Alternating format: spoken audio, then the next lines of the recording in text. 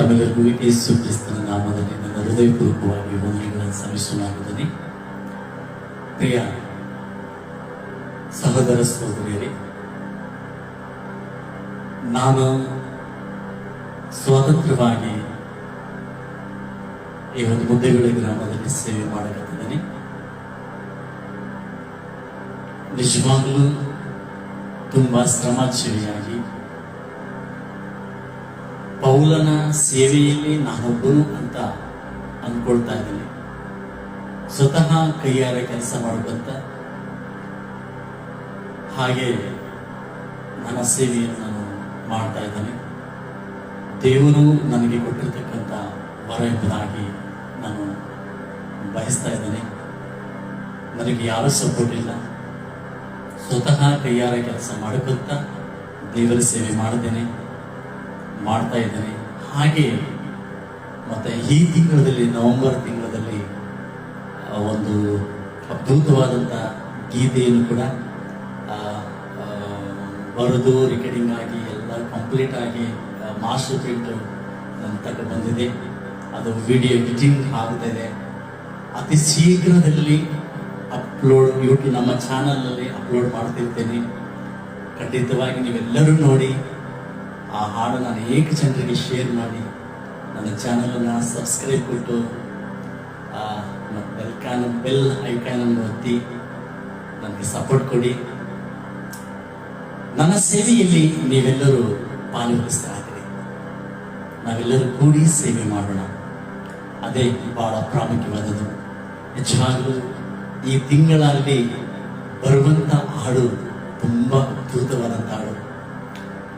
ನಿಜವಾಗಲೂ ಅಂತಂದ್ರೆ ಕಷ್ಟದಲ್ಲಿ ಇದ್ದಂಥವರನ್ನ ಧೈರ್ಯಪಡಿಸುವಂಥದ್ದು, ನೀವು ಕಷ್ಟವನ್ನ ಎದುರಿಸುವಂಥದ್ದು ಈ ಹಾಡು ಗೀತೆ ಆಗುತ್ತದೆ. ಅದ್ಭುತವಾದಂಥ ರಚನೆ. ನೀವೆಲ್ಲರೂ ಕೇಳಿ ಆನಂದಿಸಿ. ನಿಮ್ಮ ಅನಿಸಿಕೆಗಳು ಏನಾದಿದ್ರು ಕೂಡ ನಮ್ಮ ಕಾಮೆಂಟ್ ರೂಪದಲ್ಲಿ ಸ್ವಲ್ಪ ತಿಳಿಯಪಡಿಸಿ. ನನಗೂ ಕೂಡ ಧೈರ್ಯ ಕೊಡುತ್ತೆ. ಮತ್ತೆ ಏನಾದರೂ ಹಂಗೇನಿರ್ತಂದ್ರೂ ನಾನು ಇನ್ನೂ ಸರಿಪಡಿಸಿಕೊಳ್ಳುವಂಥದ್ದು ಕೂಡ ನನ್ನಲ್ಲಿ ಆಗುತ್ತವೆ. ನಿಜವಾಗಲೂ ನನ್ನ ಸೇವೆಯಲ್ಲಿ ನೀವೆಲ್ಲರೂ ಪಾಲ್ಗೊಳ್ತಾರೆ. ತುಂಬಾ ಅದ್ಭುತವಾದಂಥ ಹಾಡು. ಇದಕ್ಕಿಂತಲೂ ಮುಂಚಿತವಾಗಿ ಒಂದು ಚರಣವನ್ನು ಹಾಡಿ ನಾನು ಯೂಟ್ಯೂಬ್ನಲ್ಲಿ ತೋರಿಸಿದ್ದೇನೆ. ಅದೇ ಹಾಡೇ ನಿಜವಾಗ್ಲೂ ಈಗ ಮುಂದಿನ ಅಂದರೆ ಈ ನವೆಂಬರ್ ಎಂಡಿಂಗ್ ಒಳಗಡೆ ಡಿಸೆಂಬರ್ 1st ನೈಟ್ ಅದನ್ನು ಅಪ್ಲೋಡ್ ಮಾಡ್ತಿರ್ತೀನಿ. ಎಲ್ಲರೂ ವೀಕ್ಷಿಸಿ, ಎಲ್ಲರೂ ನೋಡಿ ಆನಂದಿಸಿ. ನೀವೆಲ್ಲರೂ ನನ್ನ ಚಾನಲ್ ಶೇರ್ ಮಾಡಿ, ಸಬ್ಸ್ಕ್ರೈಬ್ ಮಾಡಿ, ಅನೇಕ ಜನರಿಗೆ ವೀಕ್ಷಿಸಿ. ತುಂಬ ಅದ್ಭುತವಾದಂಥ ಹಾಡು. ಕಷ್ಟ ಅನುಭವವು ಹಿತಕರವಾಯಿತು ಎಂಬುದಾಗಿ ದೇವರು ನಮಗೆ ಕಷ್ಟವನ್ನ, ಸುಖವನ್ನ, ಅನ್ನಪಾನಗಳನ್ನು ಹಾಗೆ ಕೊಟ್ಟಿರ್ತಾನೆ. ಯಾಕಂತಂದ್ರೆ ಈ ಚಕ್ರದಲ್ಲಿ ಅಂದ್ರೆ ಬದುಕಿನ ಬಂಡಿಯಲ್ಲಿ ಸುಖ ದುಃಖಗಳಿಲ್ಲ ಅಂತಂದ್ರೆ ಜೀವನ ಇಲ್ಲ. ಅದಕ್ಕಾಗಿ ಜೀವನದಲ್ಲಿ ಸುಖ ಬರುವುದು ಮತ್ತೆ ಆಮೇಲೆ ದುಃಖ ಬರುವುದು ಸಹಜ. ಕೆಲವು ದಿನಗಳ, ಕೆಲವು ಕಾಲಗಳವರೆಗೆ ಸುಖನೂ ಬರ್ಬೋದು, ಕೆಲವು ಕಾಲದವರೆಗೆ ದುಃಖನೂ ಬರ್ಬೋದು. ಅದಕ್ಕೆ ಇವೆರಡು ನಮ್ಮ ಜೀವನ ಅಂದ್ರೆ ಮರಣದವರೆಗೆ ಬರುವುದು ಹೋಗುವುದು ಸಹಜ. ಏನೇ ಬಂದ್ರಿ, ಕಷ್ಟದಲ್ಲಿ ಸುಖ ಇರಲಿ, ದೇವರನ್ನು ಧ್ಯಾನ ಮಾಡುವುದು ಮಾತ್ರ ಮರಿಬಾರದು, ಖಂಡಿತವಾಗಿ ಮರಿಬಾರದು. ಯೋಗನು ನೋಡ್ರಿ, ಎಲ್ಲವನ್ನ ಕಳ್ಕೊಂಡು ಏನಂತಾನೆ ದೇವರು ಕೊಟ್ಟ, ದೇವರೇ ತಗೊಂಡ, ದೇವರೇ ಕೊಟ್ಟ, ದೇವರೇ ತಗೊಂಡ. ಹೌದಾ? ನಮಗೆಲ್ಲವನ್ನ ನಾವು ಸ್ವತಃ ನಾವು ಪಡ್ಕೊಳ್ಳೋದೆ ಕೂಡ ದೇವರು ನಮಗೆ ಕೊಟ್ಟಿರ್ತಾನೆ. ನಾವು ಸ್ವಂತ ಸಾಧನೆ ಮಾಡಿ ನಾನು ಪಡ್ಕೊಂಡಿನಿ, ನಾನು ಗೆದ್ದಿದ್ದೀನಿ ಅಂತ ನಮ್ಮಲ್ಲಿ ಅಹಂಕಾರ ಬೇಡ. ನಮಗೆ ಏನೇ ಕೊಟ್ಟರು ಕೂಡ ದೇವರ ಕೃಪಾಶ್ರದ ಮೂಲಕವಾಗಿ ನಮಗೆ ಬಂದಿರ್ತಾವೆ. ಆ ನಂತರ ಅದು ಕಳ್ಕೊಂಡ್ರು ಕೂಡ ದೇವರ ಅನುಮತಿ ಮೂಲಕವಾಗಿ ನಾವು ಕಳ್ಕೊಂಡಿರ್ತೇವೆ. ಖಂಡಿತ. ಹೌದು ತಾನೆ? ಖಂಡಿತ. ಅದಕ್ಕೆ ದೇವರು ಇದೇ ತರನೇ ಹೇಳ್ತಾರೆ, ದೇವರು ಕೊಟ್ಟ, ದೇವರು ತಗೊಂಡ. ಅಂದ್ರೆ ದೇವರಿಂದ ನಾವು ಒಳ್ಳೆಯದನ್ನು ಮಾತ್ರನೇ, ಅಂದ್ರೆ ಆಶೀರ್ವಾದ ಮಾತ್ರನೇ ನಾವು ಹೊಂದುವಂಥವರಲ್ಲ, ಪಡ್ಕೊಳ್ಳುವಂಥವರಲ್ಲ. ದೇವರ ಮೂಲಕವಾಗಿ ನಮಗೆ ಕೀಳು ಕೂಡ ಸಂಭವಿಸುವುದು. ನಿಮಗೊಂದು ಉದಾಹರಣೆ ಹೇಳಿ. ಯೋಬನು ಯಥಾರ್ಥವಂತನು, ಆ ಒಂದು ದೇಶದಲ್ಲಿ ಒಳ್ಳೆ ಉತ್ತಮವಾದಂತ ಹೆಸರು ಪಡ್ಕೊಳ್ಳುವಂತ ವ್ಯಕ್ತಿ. ಆದರೆ ನಿಮಗೆ ನಿಜವಾಗ್ಲೂ ನೋಡ್ರಿ, ಸೈತಾನನಿಗೆ ಯೋಬನ ಬಗ್ಗೆ ಗೊತ್ತಿದ್ರೂ ಕೂಡ ಯೋಬನ ತಂಟೆಗೆ ಹೋಗಲಿಲ್ಲ. ಆದರೆ ಒಂದು ದಿನದಲ್ಲಿ ಪರಲೋಕದಲ್ಲಿ ಸೈತಾನನು ದೇವರ ಸನ್ನಿಧಾನದಲ್ಲಿ ಸೇರುತ್ತಿರುವಾಗ ದೇವರೇ ಹೇಳ್ತಾ ಇದ್ದಾನೆ, ದೇವರಿಗೆ ಕೇಳ್ತಾ ಇದ್ದಾನೆ ಸೈತಾನ, ಎಲ್ಲಿಂದ ಬಂದಿ ಅಂತ ಕೇಳುತ್ತಿರುವಾಗ ಭೂಮಿಯಲ್ಲಿ ಆ ಕಡೆ ಈ ಕಡೆ ತಿರುಗಾಡುತ್ತಾ ಸಂಚರಿಸ್ತಾ ಬಂದ ಎಂಬುದಾಗಿ. ಹಾಗಾದ್ರೆ ಉಚ್ಚ ದೇಶದಲ್ಲಿ ನನ್ನ ಮಗನಾದ ಯೋಬನನ್ನು ನೀನು ನೋಡಿದೀಯಾ ಅಂತ ಹೇಳ್ತಾರೆ. ಯಾಕೆ? ಯೋಬನ ಬಗ್ಗೆ, ಯೋಬನ ಕುಟುಂಬದ ಬಗ್ಗೆ ಸೈತಾನನ ಜೊತೆಯಲ್ಲಿ ಡಿಸ್ಕಷನ್ ಮಾಡುವಷ್ಟು ದೇವರಿಗೆ ಏನು ಅವಶ್ಯಕತೆ ಇತ್ತು? ಇನ್ನು ಅನೇಕ ಕುಟುಂಬಗಳಿದ್ವಲ್ಲ, ಯೋಬರ ಬಗ್ಗೆ ಸೈತಾನನಿಗೆ ಕೇಳಬೇಕಾ? ಅಂದ್ರೆ ಯೋಬನ ಕುಟುಂಬದ ಕುರಿತು, ಯೋಬನ ಕುಟುಂಬವು ದೇವರ ದೃಷ್ಟಿಯಲ್ಲಿ ವಿಶೇಷವಾಗಿದೆ.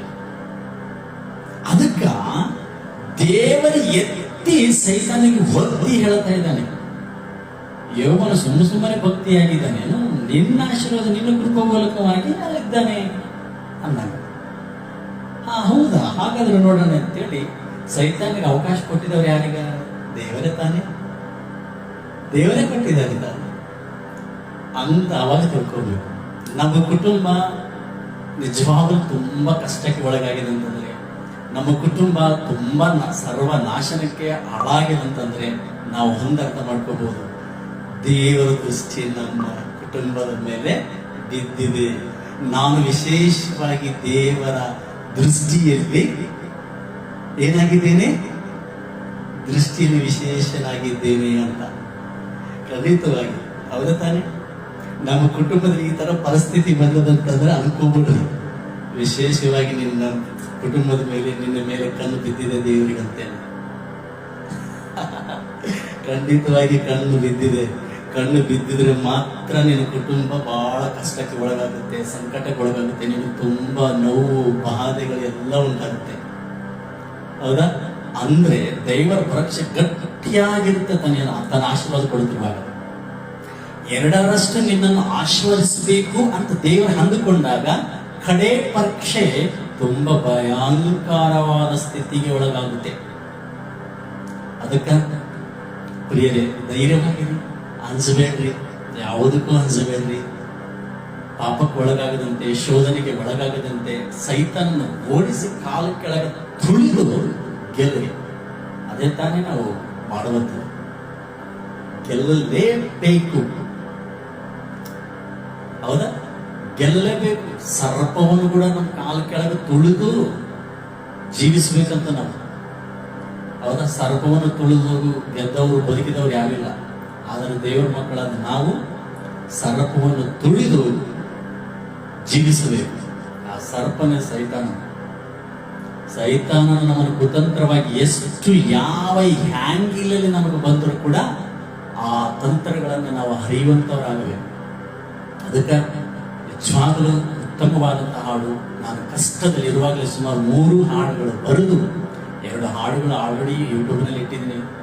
ನಿಜವಾಗಲೂ ಒಂದು ಕೂಡಿ ಬಾಳುವ ಕುಟುಂಬವು ಎಂದೆಂದು ಸಂತೋಷವು ಎಂಬುದಾಗಿ ಒಂದು ಹಾಡು ಫಸ್ಟ್ ಬಿಡುಗಡೆ ಮಾಡಿದೆ. ಅದು ಸುಮಾರು 2600 ಪ್ಲಸ್ ವ್ಯೂಸ್ ಸಿಕ್ಕಿದಾವೆ ಅದಕ್ಕೆ. ಮತ್ತು ಆನಂತರ ನನ್ನ ನಾರಿ ಎಂಬ ಒಂದು ಹಾಡನ್ನು ಹಾಡಿದ್ದೇನೆ, ಅದು ಕೂಡ ಸುಮಾರು 6000 ವ್ಯೂಸ್ ಸಿಕ್ಕಿದ್ದಾವೆ. ಈಗ ಮತ್ತೆ 3ನೇದಾಗಿ ಈ ಒಂದು ಅಂದ್ರೆ ಕಷ್ಟಾನುಭವವು ಹಿತಕಾರವಾಯಿತು ಎಂಬುದಾಗಿ. ಅಂದ್ರೆ ಕಷ್ಟ ಬಂತಂದ್ರೆ ಒಬ್ಬರಿಗೆ ಕಷ್ಟ ಬಂತಲ್ಲ, ಆ ಕಷ್ಟ ಬಂತ ತಾತ್ಕಾಲಿಕವಾಗಿತ್ತು, ಅನಂತರ ಹಿತಕಾರವಾಯಿತು. ಅಂದ್ರೆ 2ರಷ್ಟು ದೇವರು ಆಶೀರ್ವಿಸಲ್ಪಟ್ಟ ಹಾಗೆ ನಾವು ಕೂಡ ನಿಮಗೆ ಏನಾದರೂ ಕಷ್ಟ ಬಂತಂದ್ರೆ ನಿಮ್ಮ ಹಿತಕ್ಕಾಗಿ, ನಿಮ್ಮ ಒಳ್ಳೆಯದಕ್ಕಾಗಿ ಅಂತೇಳಿ ನೀವು ಬಯಸಿ. ಹೌದಾ ತಾನೆ? ಇದು ಮರೆಯಬೇಡಿ. ಖಂಡಿತವಾಗಿ ನೀವೆಲ್ಲರೂ ಖುಷಿಯಾಗಿರಿ. ದೇವರ ಧ್ಯಾನ ಮಾಡೋದನ್ನು ಮರಿಬೇಡ್ರಿ. ಇನ್ನೊಂದು ವಿಶೇಷ ನನ್ನ ಜೀವಿತದಲ್ಲಿ ಅಂತಂದ್ರೆ, ಕ್ಯಾಶು ಕಲಿಬೇಕೆಂಬುದಾಗಿ ತುಂಬಾ ಪ್ರಯಾಸ ಪಡ್ತಾ ಇದ್ವಿ.